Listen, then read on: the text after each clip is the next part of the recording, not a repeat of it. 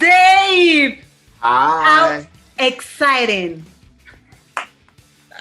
You don't have any idea how long I have waited to have this talk. I have interviewed David Bowie, Robert Smith, U2, the Rolling Stones, and you were in my bucket list.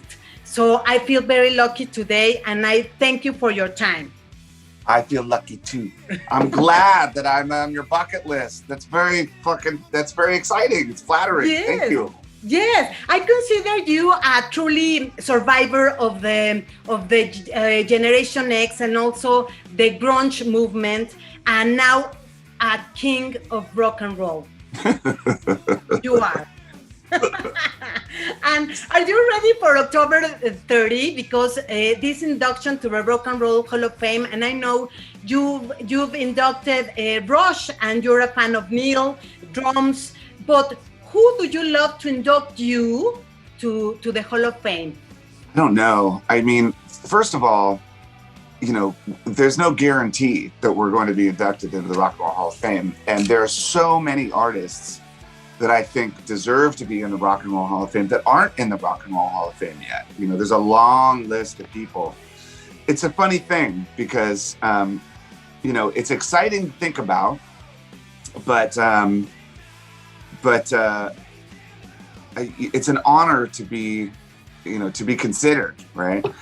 But so we were talking about this the other day, and it's a funny question, like who should do it? I thought that one of the people that inspired me to start the Foo Fighters was the drummer of the Police, Stuart Copeland, because Stuart Copeland had this side project while he was in the Police. He had this side project called Clark Kent.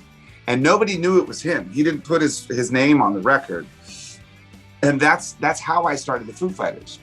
When I recorded all the Foo Fighters music in the beginning, I didn't want to say like Dave Grohl solo project. So I called it Foo Fighters because I didn't want people to know it was me in the beginning. So I thought, well, that makes sense. Stuart Copeland, he inspired me to do that. But then Pat Smear, he said, no, it should be your mother. I was like, what? He goes, she's your biggest fan. If it weren't for her, you wouldn't be here. And she's inspired me my whole life. He's like, maybe it should be your mother. I don't know. I mean, we'll cross that bridge when we get to it. But I don't know. Who knows? It's fun to think about. Yes. How exciting. So I heard the cover you recently made of the Bee Gees and found out about your dog named BG. But does the first song you wrote is about that dog particularly? Well, yes. I mean, when I was maybe, 9 or 10 years old, both of my parents were musicians. So my father, he was a classically trained flautist. He played in orchestras and he was brilliant. Never professional, but he was fucking amazing. Perfect pitch and just a brilliant man. My mother, she sang in a cappella singing groups in the 50s. She had a beautiful voice. And so there's DNA, it's in here. And there was an old guitar in the house that my mother bought for my father, but he never learned to play it. It was like a big flamenco guitar. It was a fucking a nylon string acoustic guitar. And one day I just picked it up and I started playing Smoke on the Water by Deep Purple. I started playing and I realized I can hear something and then I can just do it. I don't need a teacher. I can just fucking learn it. So then I started writing songs by myself. I was listening to Beatles records and classic rock records and things. And I thought, well, I could write a song. I could do this and I can do this. So, but I didn't know what to write about. So I wrote about my dog. My first love, my dog. Cool. Yeah. Did you still have your records? I mean, what was the first record that you bought? And the first record that the records? Uh-huh. Well, so my mother was a school teacher, and she's my parents divorced when I was 6 or 7. So my mother raised my sister and I. And as school teachers, don't make any fucking money. We had no fucking money. The lights would turn off sometimes. The heat would turn off sometimes. Sometimes there's no food and shit like that, right? Mm-hmm. So we didn't have a record player. My mother, on the weekends, she would take the record player from her classroom and she'd bring it home. And then so all weekend we would listen to records, but we didn't have any records. So she would take the record player home, and then we'd go to the drugstore and buy records at the drugstore. And the first record I bought, actually, is fucking, hold on, it's here. Wow. Let's see if I can find it. Wait, hold on. Fuck. Cool. Yes. Shit, where is it? Fuck, I can't find it. Anyway, it was this record that it was a compilation record, and it was like Casey and the Sunshine Band, wow. like that's the way, I like it. But the one song that I really loved was Frankenstein by Edgar Winter. So it was a rock song, but it was an instrumental. There was no vocals. So it was that song that went,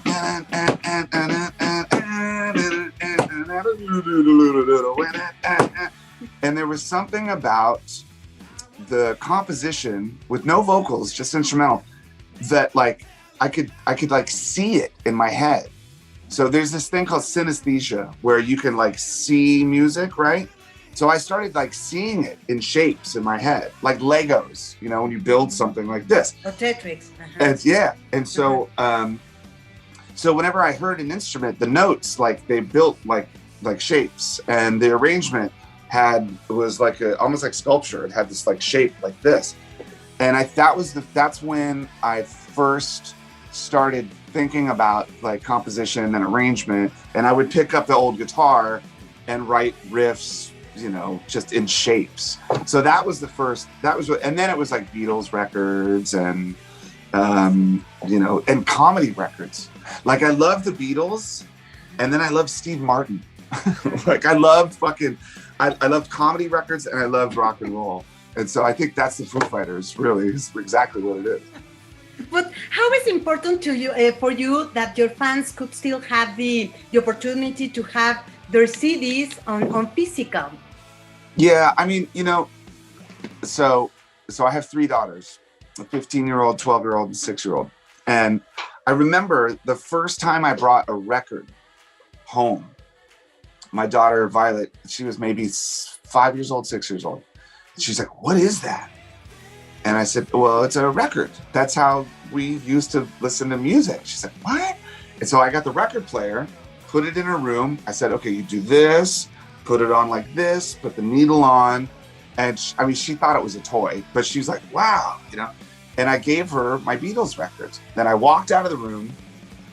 Maybe like an hour later, I come back in, and she's sitting on her floor with all the Beatles records, and she's like looking at the covers, and she's reading the words, and she's flipping the record and doing it exactly the same as you did it and I did it when we were fucking kids, right? Yes. Because that experience, because it's tangible, you can touch, it becomes almost a more emotional experience, more aesthetic, because you're in the moment and it's real. You're fucking touching it, you know? So I still think it's important to have that tangible connection to music. Like music is a sound, and music is ethereal, and music is emotional, but there's something about like holding it in your fucking hands that makes you think like, oh, this is real. So, and records are cool, man. Like records are fucking, I remember when Nirvana, when we made Nevermind, that was right when CDs were becoming popular, like 1980 or 1990, 91. And so most people, when you make artwork for a record, it's like, yeah, you know, it's 12 by 12. You have this. Well, now CDs, it's like, whoop, and it's like this big. And then there's a little fucking warning on it, whatever, you know. And I remember as we were making the artwork, the people at the record company were like, this sucks. Like the artwork is going like this, it's shrinking. We put so much thought and effort into making a beautiful piece of art, and now it's like this.